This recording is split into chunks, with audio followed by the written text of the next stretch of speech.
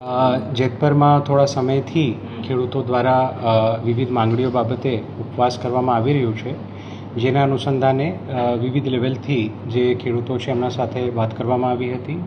અત્રેના લેવલથી પણ વાત કરવામાં આવી હતી, સામાજિક આગેવાનો દ્વારા પણ વાત કરવામાં આવી હતી અને જે રજૂઆતો છે ખેડૂતોની એ બાબતે સરકારશ્રીમાં રજૂઆત કરવામાં આવી હતી. સરકારશ્રીએ ખૂબ જ પોઝિટિવ વલણ રાખીને આજે એ રજૂઆતો સંદર્ભે એક પત્ર મને કરવામાં આવ્યો છે. એ પત્રની વિગત હું આપ બધાના સાથે શેર કરું છું.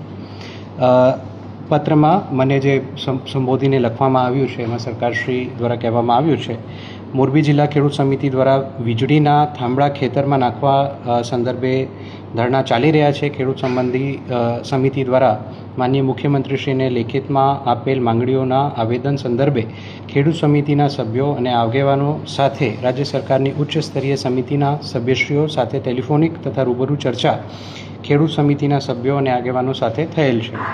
વહીવટી તંત્રના વડા તરીકે આપે પણ ખેડૂત સમિતિઓની વિનંતી કરેલ છે. ખેડૂતોના વિશાળ હિતમાં રાજ્ય સરકાર રાજસ્થાન સહિત અન્ય સરકારની તુલનામાં ખુલ્લા મનથી નિર્ણય કરવા માંગે છે.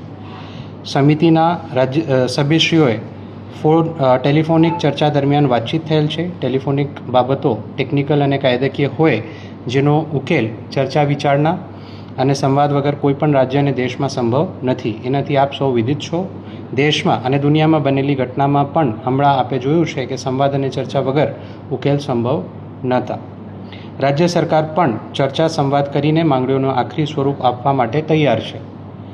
તો ઉપરોક્ત સંદર્ભે રાજ્ય સરકાર વતી ખેડૂત કમિટી અને આગેવાનોને રાજ્ય સરકારની ઉચ્ચ સ્તરીય સમિતિ સાથે સંવાદ અને ચર્ચા કરવા માટે સરકાર વતી આમંત્રણ પાઠવવામાં આવે છે.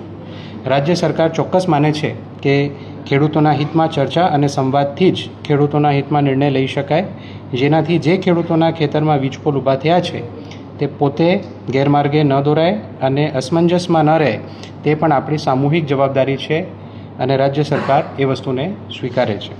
ખેડૂતોના કોઈપણ જાતનો પ્રશ્ન માટે ધરણા કે અન્ય બાબતમાં પરેશાની ન ભોગવવી પડે તે હેતુથી ખેડૂત સમિતિના સભ્યોને રાજ્ય સરકારની લાગણી અને ચર્ચા માટે બોલાવવા રાજ્ય સરકાર વતી આમંત્રણ પાઠવવા વિનંતી છે. તો આપ તમામ જે ખેડૂત મિત્રો છે એમને પણ હું રાજ્ય સરકાર શ્રી વતી જે આપની તમામ માંગણીઓ છે એના માટે ચર્ચા માટે આમંત્રિત કરું છું.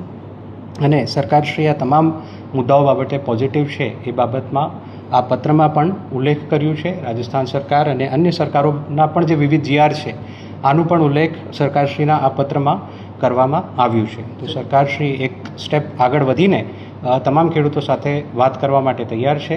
તમામ ખેડૂત મિત્રોને પણ મારી સરકારશ્રી વતી વિનંતી છે, આગ્રહ છે કે આપ લોકો પણ એક સ્ટેપ ભરો અને અહીંયા આવીને સરકારશ્રી સાથે સંવાદ કરો અને જે આપની માંગણીઓ છે ટૂંક સમયમાં એનું નિકાલ આવે એના માટે સરકારશ્રી પૂરતા પ્રયત્નો કરશે. કઈ તારીખે બોલવામાં આવે છે? અહીંયા બોલવામાં આવે છે, ગાંધીનગર બોલવામાં? એમાં ચોક્કસથી જે એમની માંગણીઓ છે એના માટે સમય અમે નક્કી કરીશું અને રાજ્ય સરકારશ્રી સાથે જરૂર જણાય તો અહીંયા અથવા ગાંધીનગરમાં જે વાતચીત છે એનું આયોજન કરવામાં આવશે. 6 મુદ્દાને લઈને લોકોએ માંગણી કરવામાં આવી હતી. મુદ્દામાંથી કયા મુદ્દા સ્વીકારે છે એવું કોઈ માહિતી હતી? બિલકુલ, એનું જે નિકાલ છે એ વાતચીત અને ચર્ચા કરીને જ આવી શકે છે, પરંતુ તમામ મુદ્દાઓનું ઉલ્લેખ આ પત્રમાં આવી ગયું છે કે આ તમામ મુદ્દાઓ બાબતે સરકાર વિચારણા કરવા માંગે છે. બિલકુલ, એ જે ખેડૂતો નું પણ સમય અમે જાણીશું અને સરકારશ્રીનું પણ સમય અમે જાણીશું અને જે પરસ્પર સહમતિનું સમય હોય એ સમયમાં ચર્ચા કરવા માટે સરકારશ્રી તૈયાર છે. આ માટે વહીવટી ટીમ ખેડૂતો પાસે જઈ છે, કેવી રીતે ટાઈમ માટે? બિલકુલ, જે આજે પત્ર મેં આપના સામે રજૂ કર્યું એ પત્ર અમારા પ્રતિનિધિ તરીકે એસડીએમ શ્રી મોરબી હાલ જઈને એ પત્ર તમામ ખેડૂતોને મારા વતી આપવાના છે અને એમને આમંત્રિત પણ જે ચર્ચા છે એને માટે કરવાના છે. કેટલા દિવસમાં નિકાલ આવી શકે? અમે તો ઝડપથી પ્રશ્નનો ત્વરિત નિકાલ આવે એના માટે પ્રયત્નો કરી રહ્યા છે. સરકારશ્રી પણ એમાં એકદમ પોઝિટિવ છે, પરંતુ જેમ આપની સાથે મેં ચર્ચા કરી અને પત્રમાં પણ જેમ ઉલ્લેખ છે કે કોઈ પણ પ્રશ્નનો નિકાલ ઉકેલ ચર્ચાથી જ આવે છે. તો તમામ ખેડૂત મિત્રોને પણ મારી આપના વતી વિનંતી છે, આગ્રહ છે કે આપ તમામ ખેડૂત મિત્રો ચર્ચા માટે સરકારશ્રી પાસે ખાસ માંગ છે કે જ્યાં ચર્ચા થઈ તે પહેલા કામ છે અટકાવવામાં આવે, કામ હાલ પણ ચાલુ છે. હા, જે મારી પાસે માહિતી છે એ પ્રમાણે જેતપર ગામમાં કામ ઓલરેડી બંધ થઈ ગયેલું છે. આજે એક સમાચાર અમે જોયું તો એ ત્યાં આઈ થિંક કોઈ ખાડો હતો જેમાં કોઈ અકસ્માતનો ભય હતો એ કારણે ત્યાં કામગીરી કરવામાં આવી હતી. હાલ પૂરતું જેતપુર ગામમાં એ બાબતમાં કામ બંધ છે. સાહેબ, અને આ સરકાર સાથે જ્યાં સુધી વાટાઘાટો ન થાય ત્યાં સુધી ત્યાં કામ બંધ રહેશે કે કઈ રીતે? હાલના સંજોગોમાં તો કામ બંધ છે એટલું હું કહી શકું છું, પરંતુ ત્વરિત ચર્ચા થાય, ત્વરિત નિકાલ થાય અને ફરીથી બિકોઝ આ તમામ કામો જે છે એ દેશના વિકાસ માટે, ગુજરાતના વિકાસ માટે છે, એ પણ આપણે બધાએ સમજવાની જરૂર છે અને એને અટકાવવું કોઈ એનું સોલ્યુશન નથી. જે ખેડૂતોના હિત છે એને સમજીને સરકારે એક પગલું ભર્યું છે. તમામ ખેડૂતો પણ આમાં અમારી સાથે આવે અને પ્રશ્નનો નિકાલ કરે એવી આ બધા વતી મારી ખેડૂત મિત્રોને પણ વિનંતી છે. કંપનીને આ બાબતે કોઈ સૂચના આપવામાં આવી છે? જે પણ કંપની દ્વારા કાર્યવાહી કે વળતર કે તમામ વસ્તુઓ કરવામાં આવે છે રાજ્ય સરકારશ્રીની સૂચનાઓ અને એના વિવિધ પરિપત્રો GR પ્રમાણે કરવામાં આવે છે.